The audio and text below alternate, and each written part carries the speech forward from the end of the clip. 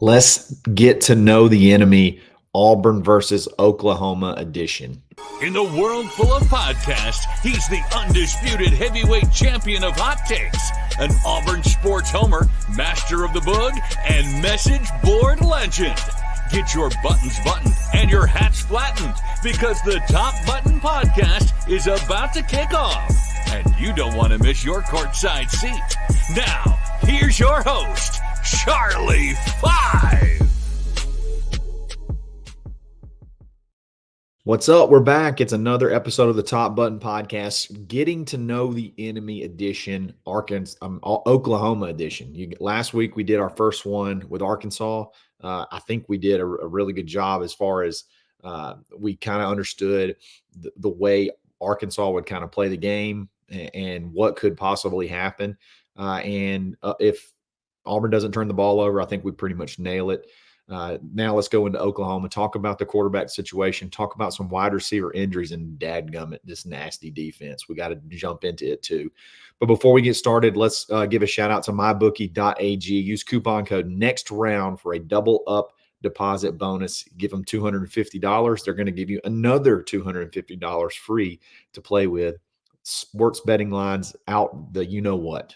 Name the sport, they got a line for it. Hey, look, Auburn, a lot of sharp money moving in late on Auburn. This is similar to what happened against Cal when the money moved late on Cal. I think money moved late towards Arkansas as well last week. If you're following those trends, might be something to watch, but you can definitely get in on this Auburn action if you'd like, as well as any other teams, NFL, all other sports as well. Check them out, mybookie.ag. Auburn plays Arkansas today. As you drive in, as you are headed to the game, maybe at your tailgate, you don't know a ton about Oklahoma. You haven't been able to see a lot of them. Hopefully this will give you an idea of what to watch for, the key players that are in, the key players that are out, and then how Auburn can possibly attack them and see kind of how this game's going to play out. And I think obviously the thing everybody wants to talk about, the most important thing is quarterbacks typically. And let's talk about this quarterback situation for Oklahoma. Believe it or not, as hard as this is possible to believe, Oklahoma may have a worse quarterback situation, equally as bad. I'm not going to say worse. I'm going to say equally as bad quarterback situation as Auburn. You started the year with, not only did you start the year with Jackson Arnold, but you started the year, you let Dillon Gabriel walk and go to Oregon. I'm sure there was some NIL discussions and, they didn't come to an agreement or whatever. And they felt really confident. Jackson Arnold felt so confident. They took him to SEC Media Days. So you let your quarterback walk to Oregon and you're going to roll with the young guy, Jackson Arnold. And all you have behind him is a freshman. Well, Jackson Arnold has really, really struggled through the first couple of games, through the first several games, to the point where they had to make a change in the Tennessee game. I mean, he just wasn't getting it done. He has a very poor completion percentage, explosive plays. He's just really struggled at all. He doesn't really turn the ball over, but he just doesn't really do much either, completing a low percentage of passes, just low average per attempt completion, just not really doing what they expected out of him. Not getting what they expected out of him. So they made a change the last game against Tennessee, and it looks like Michael Hawkins Jr. is going to start again, or not again, going to get his first start against Auburn this weekend. So, a lot of people are trying to make it out to be that he came in and he gave Oklahoma a spark. He was the spark. Even, it was not a contest. He gave him a spark. Well, he came in after Jackson Arnold fumbled late in the second quarter, and I believe they had 4 straight drives with a punt. I'll go back and check, but it was multiple drives with Michael Hawkins Jr. where there was not a lot of difference. 4 straight drives with a punt. It was 22-3 when they scored their first touchdown with 8 minutes and some change left to go. 8 minutes and some change left to go in the game. They scored their first touchdown and then had another punt or turnover on downs, and then they scored again. Tennessee had really, at that point in time, there was no way that there's no way that Oklahoma was going to come back and win the game. But there's a lot being made out of those last 2 touchdowns by Michael Hawkins Jr. And I think if you really look at the context of those situations, late in the game, multiple drives in a row where it's just not a lot of change as far as being able to move the chains. I mean, again, multiple punts in a row. But again, one thing they don't do is turn the ball over. They're dead last on offense in yards per game. So it's as far as in the SEC, they're the worst yards per game offense in the SEC. I haven't looked at scoring offense, but I got to imagine it's got to be close. I mean, they snuck out with a win against Houston. Just offensively, they just don't really know where they want to go yet. They don't really know what their identity is yet. They're just not very explosive at all on offense. But they will live to play another day because of their defense. So they're willing to protect the ball and punt because their defense is so good. And we're going to talk about the defense in just a minute. So I think Auburn has a very good matchup here defensively to play again, going up against this Oklahoma offense. I just don't think you're settled.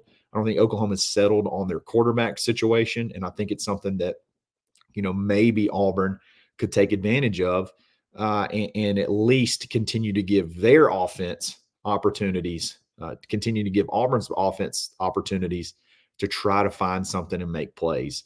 Again, I think that's something. If Oklahoma had any type of offense whatsoever, I would be worried that this game could be a blowout because I think their defense is really good and they turn you over. But their offense is probably their offense is exponentially more in flux than Auburn's. And because again, if Auburn can limit turnovers, they're up towards the top of the conference as far as offensive production through the first 4 games. So this will be an interesting matchup, but their QB situation is definitely something to watch. Michael Hawkins Jr., he's a freshman. He's very mobile. When I say mobile, I don't think he's going to be one that's just going to bust it down the field for 50 or 60 yards, but he's tricky in the pocket. So it's going to be one that you have to contain. You don't want him to get outside of the pocket like you've done against, New Mexico State and some of the other times where guys have been able to extend plays. I think you got to get after this kid, frustrate him early, and maybe you can force him into throwing you a couple, or at least taking some sacks and killing some drives. So Oklahoma's in a bind as far as offense goes, and I'll be anxious to see how this whole deal works out. As far as from a quarterback and Oklahoma offense perspective. But before we kick over to wide receiver injuries and this defense, let's give a shout out to our boy Ford Stokes with Active Wealth Management. You gotta check out. You gotta give Ford a shout and just make sure. Just let Ford be your security blanket. You may already have something in the works as far as savings go, retirement goes, but you don't know for sure that it's performing at its optimal level until you have Ford look over it for you, absolutely free. Go to retirementresults.com/plan and let Ford take the guesswork out of it. Let Ford answer your concerns. And make a friend at the same time. So tell them where you go. Tell them I sent you. Ford Stokes Retirement Results presented by Active Wealth. Wide receiver injuries. A lot is being made about the wide. I guess they put out their injury report, and you had 4 or 5 wide receivers out for the game, and most of them. So I guess Auburn fans are starting to get, okay, they don't have any wide receivers. This is good. Their big one that is out is Deion Burks. He's their best player on offense. He's their best receiver. If you've got a bright spot that you can point to on the offense, it's Deion Burks, and he's out. So that is actually a big deal. But these other receivers that are out are, they're guys that don't play a ton. They're guys that haven't had a ton of production. Now, that could just be because the offense hasn't had a ton of production as well, but it's definitely something you need to keep an eye on. I mean, their leading playmaker at wide receiver is out.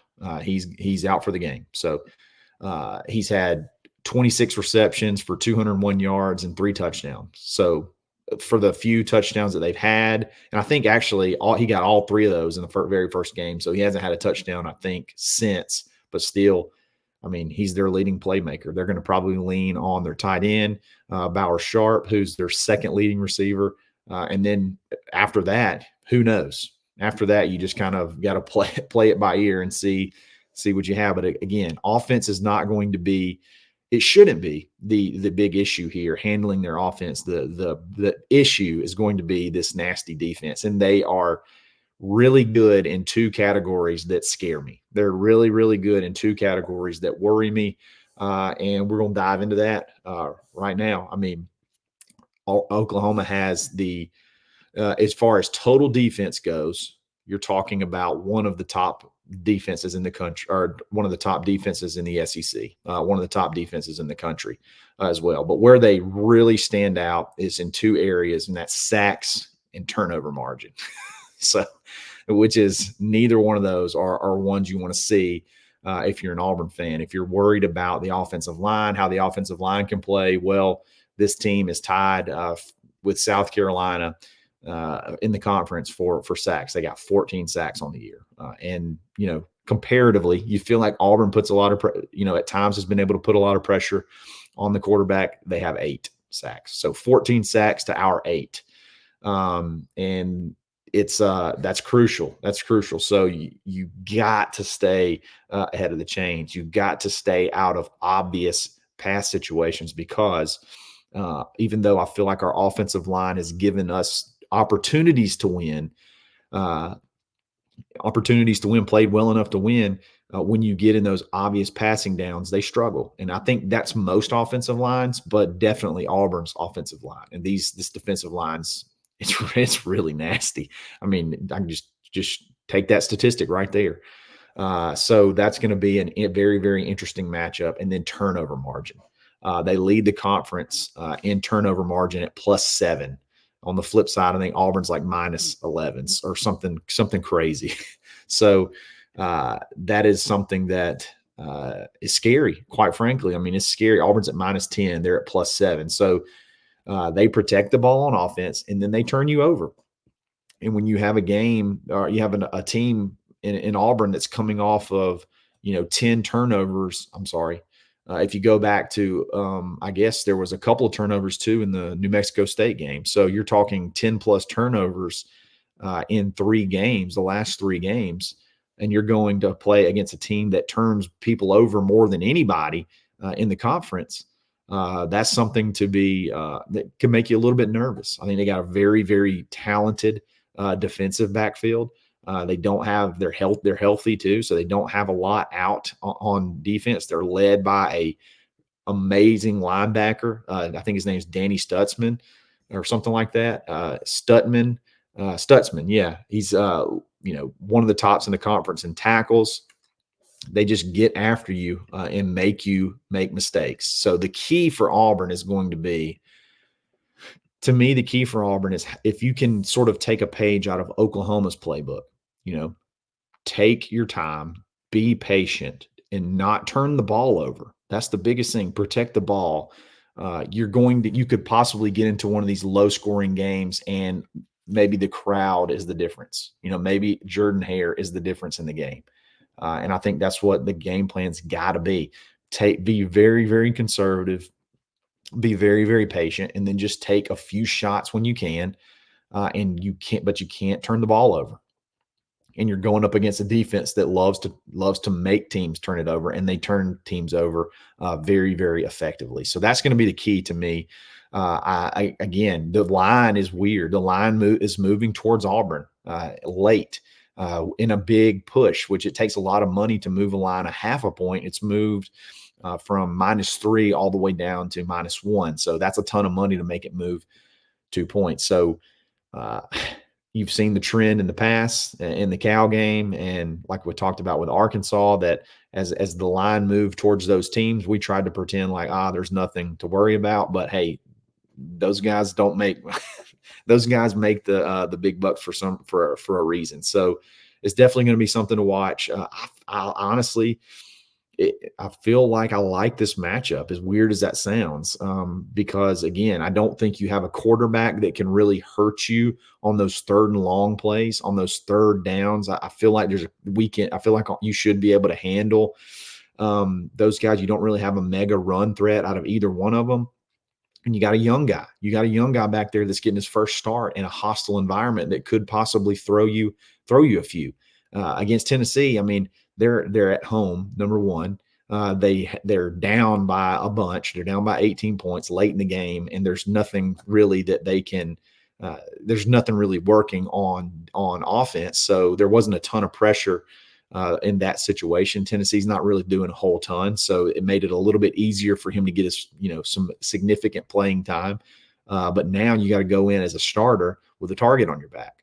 So it'll be interesting to see. I think you almost have the inverse of both sides. You have two offenses that struggle and two defenses that have played really well at times. Oklahoma's played well all the time, and Auburn has played really well at times when they're not even when they're put in bad situations, and they're put in bad situations often. So how does this game play out? I mean, it's hard to say. I think whoever turns the ball over the least probably wins this game. So I don't know if that's going to be Auburn. I don't know if that's going to be Oklahoma, but I think that's how this game's going to play out.